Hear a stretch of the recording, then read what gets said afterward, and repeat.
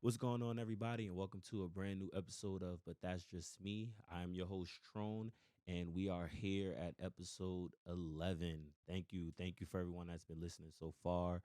And we're here to talk about my favorite team, your favorite team, our favorite team, the Miami Heat. This week, we had a pretty good week this week. We went 2-0 this week after starting off terribly last week on that 4 game stretch. And if you heard my last episode, it wasn't the fun loving, fun going episode that we usually have. It was more of a serious tone because it didn't seem like, these guys wanted to play any defense. It didn't seem like people wanted to put the ball in the basket. But from the looks of it right now, we're seen to be back on track. We beat two Western Conference teams, Minnesota and the Los Angeles Lakers, which I will get into just a little bit later. But for right now, let's go through our team leaders on the team. So in points, still, and this has pretty much been an ongoing thing the whole season. We have Jimmy Butler at 22 points per game. For rebounds, we have Bam still leading us in rebounds at 9.9 rebounds per game. Assists, we have Kyle Lowry. He's leading us at 6 assists flat per game.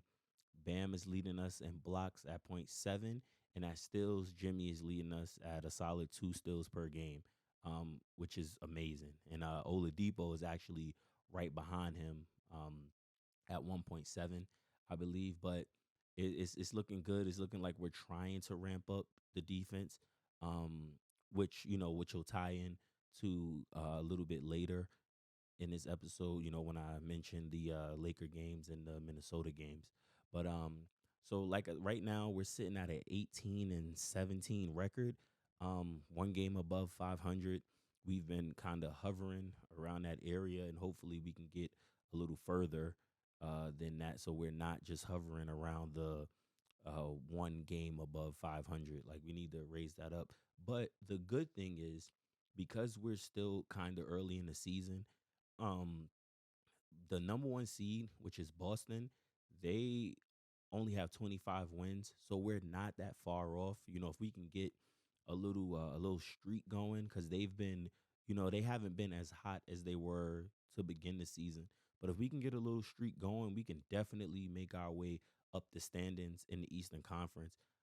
And actually, the whole NBA really, um, the records, like the differences between the wins and losses, are not that big. I think the leading team in the West right now is New Orleans, and they're only at 22 wins for the season. So it doesn't seem like the NBA as a whole are like there are no teams that are like far away, and running away. So but we'll see. We'll see what we can do.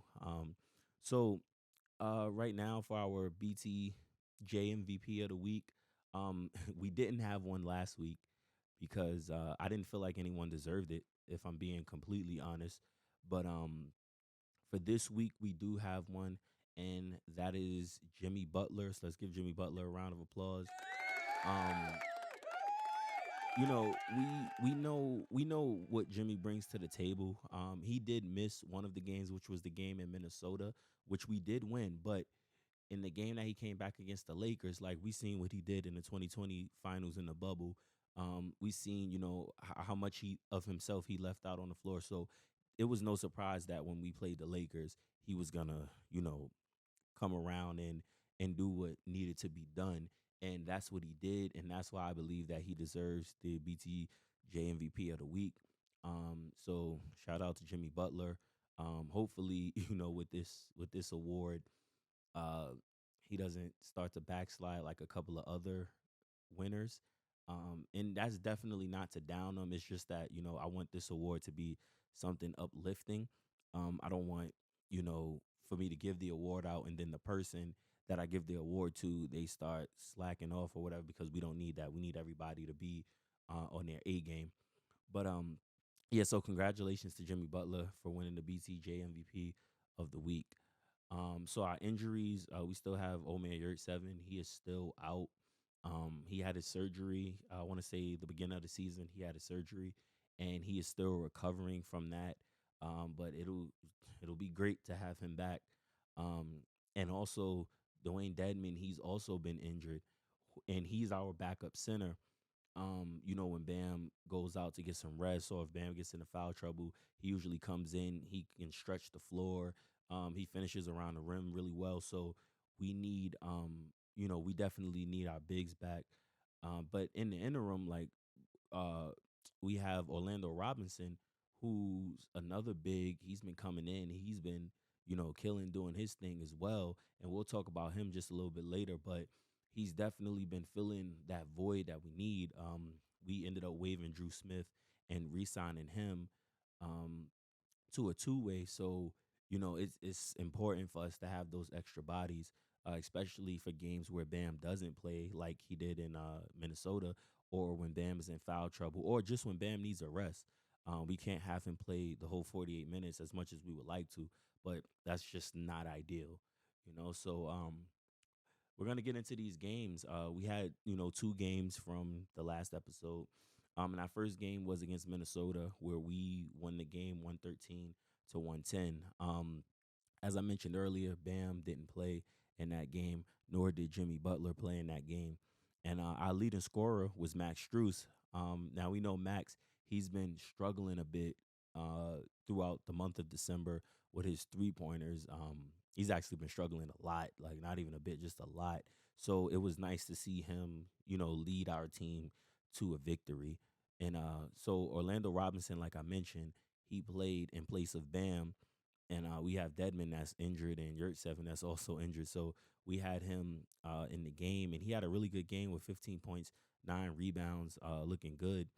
Kyle Lowry, he started playing. We remember a couple of weeks ago where Kyle Lowry was playing off the charts, and it seems like it's a pattern. Like if Jimmy or Bam isn't there, Kyle typically plays a lot more aggressive, more assertive.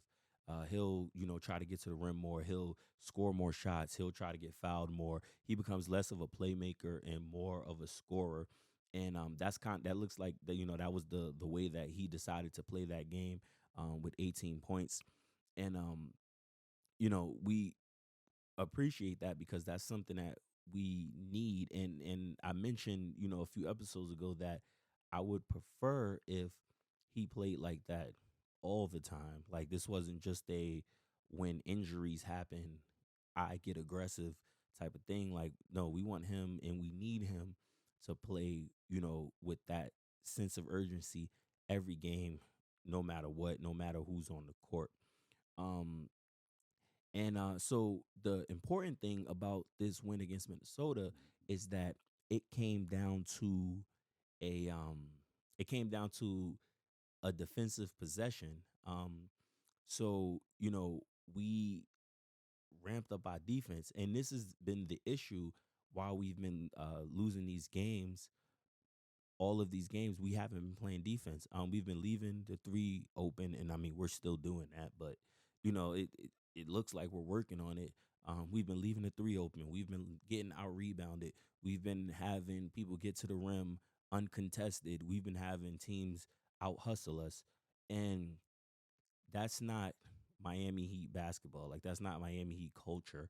Um, and when you see games like that, just as a fan and being a fan as long as I have, or even if you just became a fan within the last few years, that's not something you want to see from a team that's built on playing harder than the other team, playing defense, being aggressive. Like that's not something that we want to see. And it seems like this season, especially after how far we got last season, it seems like we were regressing, and we don't want that, you know, as a team. So it was good to see us, win this game using defense. Like good to see us get a defensive stop at the very end of the game. Like who doesn't want to win the game that way?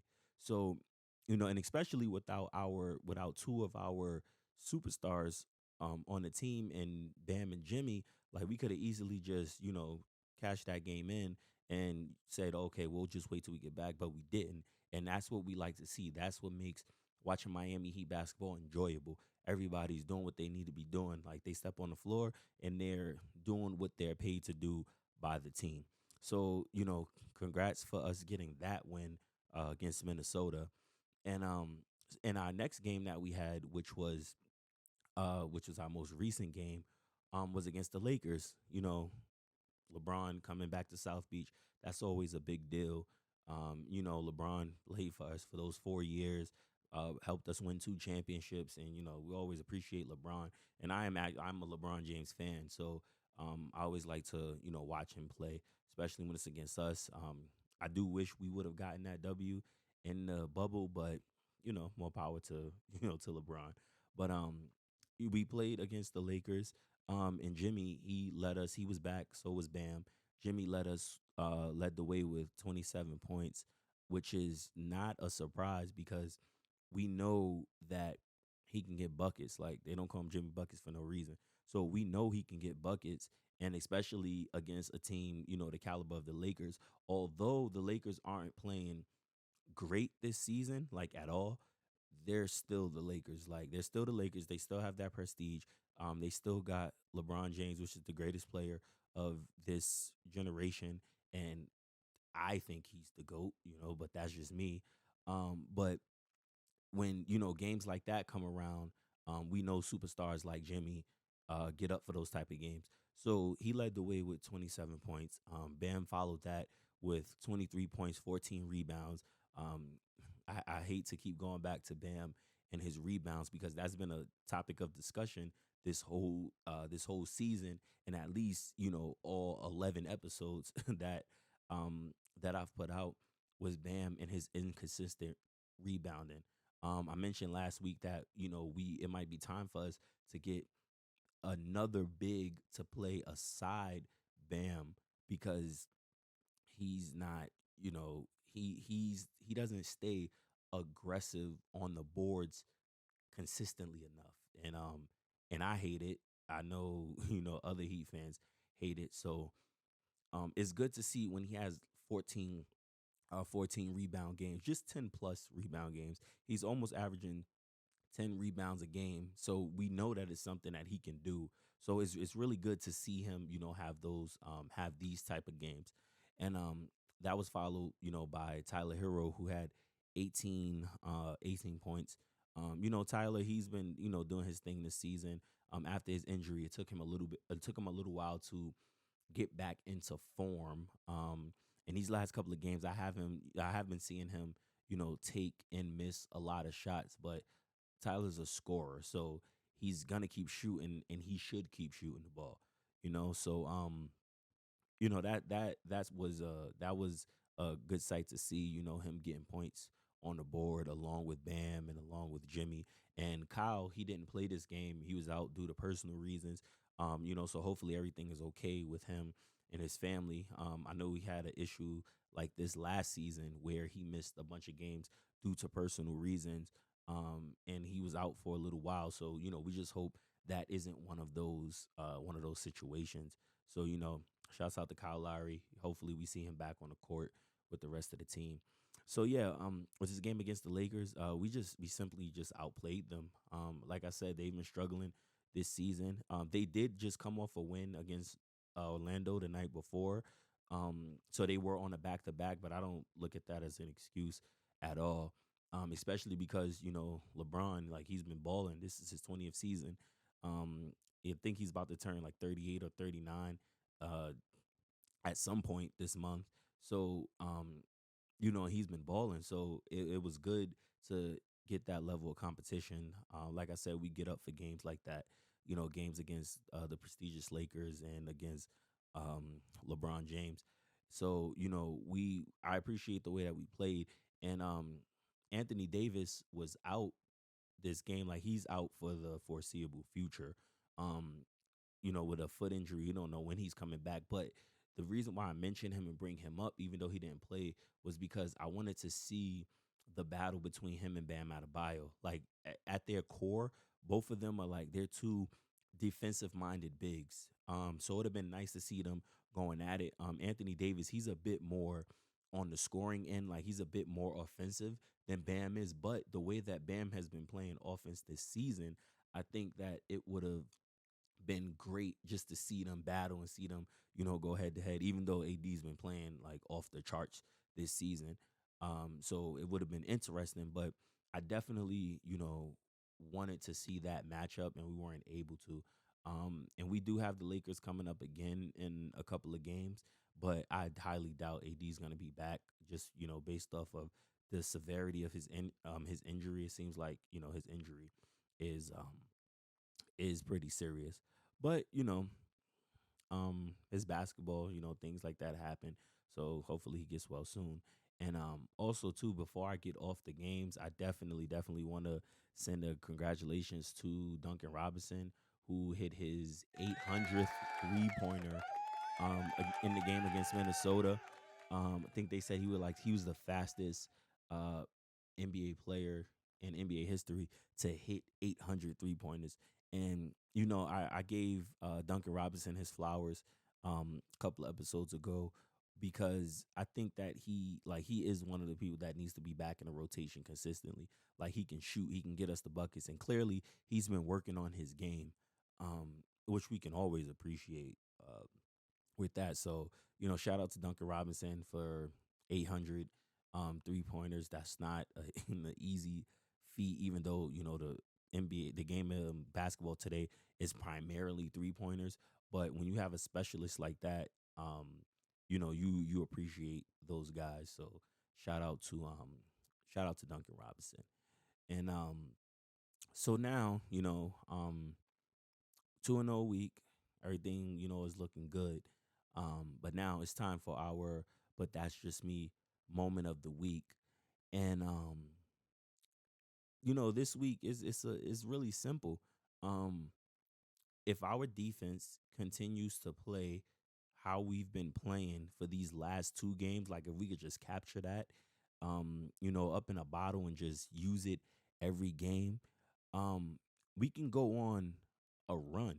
And I'm not saying we go undefeated until the playoffs, but we can definitely go on a run. Like I mentioned earlier, the standings not that crazy. So if we can just lock in on defense, with everybody still continuing to play how they're playing on offense, within the next couple of episodes, we can 100% be third or fourth seed, easily.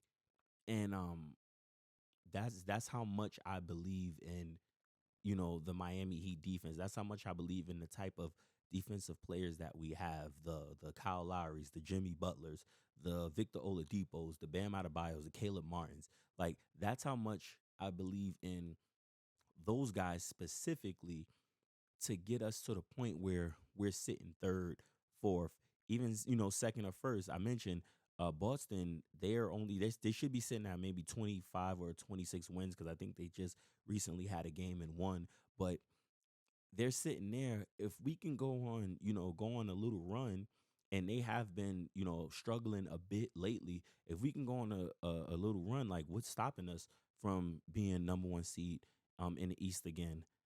So I feel like once our defense is ramped up, we're pretty much unstoppable. And you might not agree, but that's just me. Um, so you know, coming up, we have our next few games coming up. Between now and next episode, with the holidays and stuff coming up, we have 4 games that we have coming up.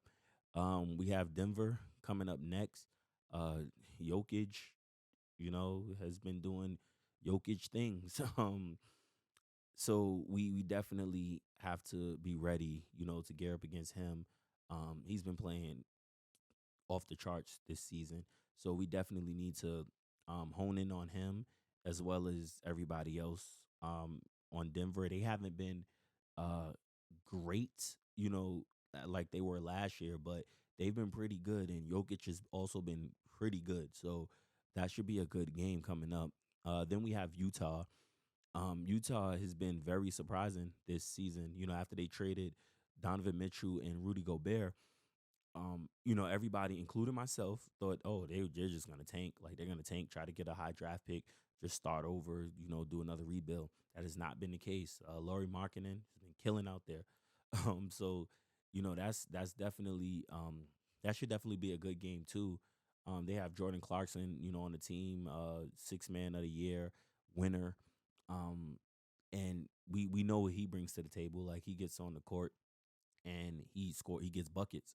So we definitely have to, watch out for him. Um, then we have the Los Angeles Clippers, and we beat them earlier in the season, but they got Kawhi back now. Kawhi is playing. He seems to be on the on the healthy path. So obviously, they're going to be a threat with Kawhi and Paul George taking the helm. John Wall, running their point. That was something that people were saying they were missing, was just a point guard. So that should be a good game, pretty good game, pretty decent game. But we beat them before. So I don't see a problem with us doing it again. And then we have the Lakers again, who we just got the W over. Like I mentioned, I don't think Anthony Davis will be back. And that sucks. But we're going, to Los Angeles to complete a job. So those should be, good games. So we'll definitely have a jam-packed episode next episode. Just talking about those games, because I'm sure those games will be good ones, especially if we can, get some W's on the board. Like, we want to come out, 4-0, 3-1 at the very least. But we'll see. We'll see.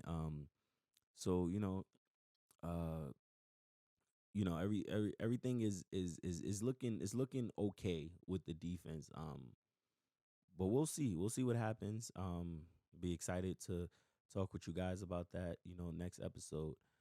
So thank you for listening. Thank you for making it to 11 episodes with me. I truly appreciate it, and I can't wait to see you guys many more. Y'all have a good morning, night, evening, afternoon, whenever time you're listening to this.